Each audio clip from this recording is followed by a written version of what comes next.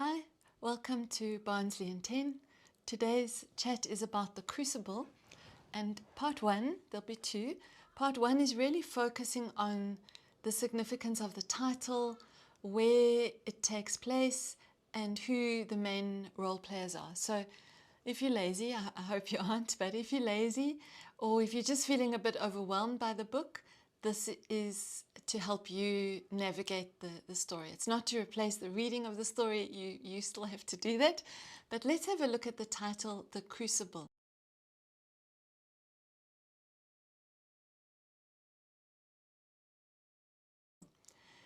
It can refer to two things primarily. The first thing is the process of melting down metal to purify it so that you get rid of all the gritty bits and you emerge with this beautiful, perfect, pure substance. And the second meaning is quite similar, but it's a little more symbolic. If you go through a crucible type experience, it's as if you will have endured and suffered, and then you too emerge stronger, more pure, a sense of integrity. You're a survivor. So those are the two possible meanings of the crucible. So as you read the story, think about the literal and figurative crucibles that are affecting the characters and the storyline. The second thing I'd like to explore is the context of the story. So at one level, it's a historical drama. It takes place in the 1692 in Salem, and it concerns the burning of witches. So it's a little bit later than Shakespeare's time, but if you think of Macbeth, the idea of witchcraft and the threat of witches, black magic, evil, it was extremely real. One of the ways to test if a woman was a witch was to throw her in a lake, and if she floated, she definitely was a witch, and so therefore she should be burnt alive to expel the devil. And if she drowned, she was pure, but at least her soul would go to heaven. I'm sure that's huge comfort for her family members. So there is this context of a fearful society, a puritanical society, where witchcraft, demonology, black magic is something to be feared, something dangerous, and it must be eliminated at any price. And the other context is of the 1950s in America, the era of Governor McCarthy. So McCarthyism really is built on this idea that communists, not witches, communists are to be feared. Anyone who has liberal or humanitarian tendencies is considered dangerous.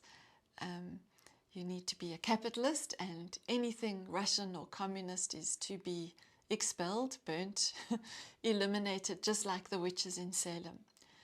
So if you look at that dual nature of the storyline, bear in mind that Arthur Miller himself was accused of un-American activities. He was blacklisted, and one of the reasons for that blacklisting is that he would not rat out or inform or give the names of others that McCarthy deemed un-American. So he wouldn't accuse or blame or take the focus away from himself by damning others. And because of that integrity, he too was persecuted. So just to recap very quickly, the Crucible, a test of character, a way of evolving your integrity, standing up to trials and tough conditions in the furnace of life, and then the dual nature of the narrative, either a story about witches or a story about persecution in a narrow-minded society. And you'll find those links. It's quite straightforward. Let's look a little bit at the style. Remember that style refers to how something is written, and at times you might find the Crucible a little bit alienating, the frequent use of that title goody. It's a bit frustrating, a bit archaic. And then even using words like bid and unto, it does sound a little old-fashioned. Just persist, because once you decode and just read for the storyline, it's a storyline that still has relevance today. There's still people who are narrow-minded and threatened and power-hungry, and they are using all sorts of rules and fears in order to destroy anyone who threatens them. So that story is universal. And if you look through the idea of the witches and the slightly unfamiliar language, you will find a story that still has relevance, probably in every country ever. Let's look at the who now, the characters. The protagonist is John Proctor. We see him as basically an honourable man, a good man. He's not perfect, he's flawed, he did cheat. He had an affair with the servant, Abigail. His wife knows about this affair, and it appears that she's forgiven him, but Elizabeth Proctor also, perhaps you question her sort of detached, distant demeanour. She's quite aloof.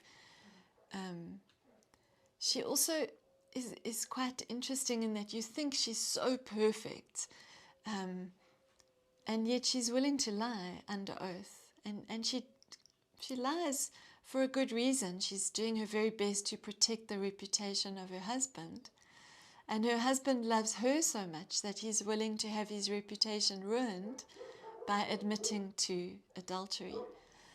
And so when he's honourable and honest, and she tries to keep his reputation but lies, we have this awareness of one of many dilemmas.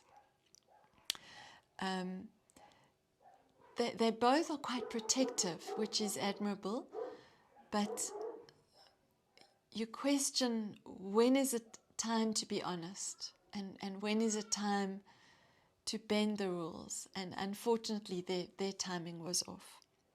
Then we have Reverend Paris. He's described as cutting a villainous path, and he definitely is a villain. He's in charge of this religious community. He's very austere, very harsh, very judgmental, but also his job is at risk. If suddenly in his territory there are multiple witches, that doesn't say much for his sermons. So as someone who is a Puritan but is also threatened, look at his context and how he behaves. His niece, Abigail, is the one who had the affair with John. And he's also witnessed her cavorting in the woods naked and dancing and trying to summon up spirits, which could be, a childlike prank. Teenagers are notoriously rebellious.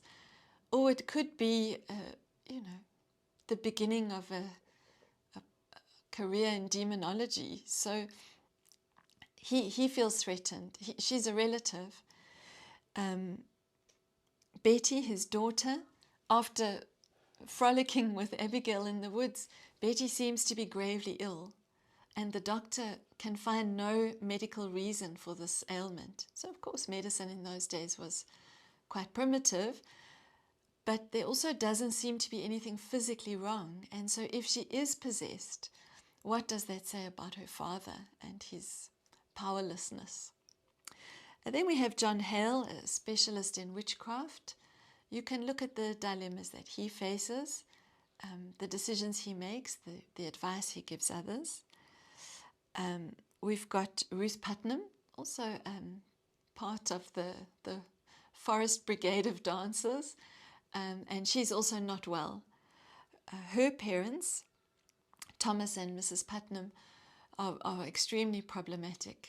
Mrs. Putnam, we feel for her. She's lost 7 babies. They've died. And she obviously feels guilty, broken, damaged, heartsore about the loss of all those children. And now this other child is gravely ill. But her husband is quite a land grabber. He is quite eager to possess some strategically placed farms, and he isn't afraid who he accuses in order to gain that territory. Giles Corey is an older man, and rather than defame others or implicate his wife, when he's prosecuted and he's put to death in an excruciating way, he has an enormous stone rolled over him. And you'd think that he's just a fringe character, not that significant, but he says a little more weight as he's dying. He asks for more weight in defiance of his persecutors. We've got a judge, and he's eager to be seen as strong and decisive, but is he just? That's something you can explore.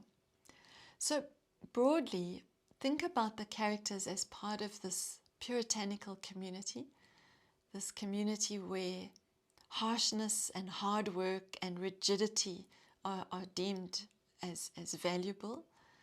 And how would you survive in a society that's very narrow? If you think about yourself at school, how do you feel about school rules and regulations? Even how do you feel about grammar? Are you like E.E. Cummings, wanting to be wayward and defiant and experimental and creative? Or are you accepting all the commas and full stops and semicolons?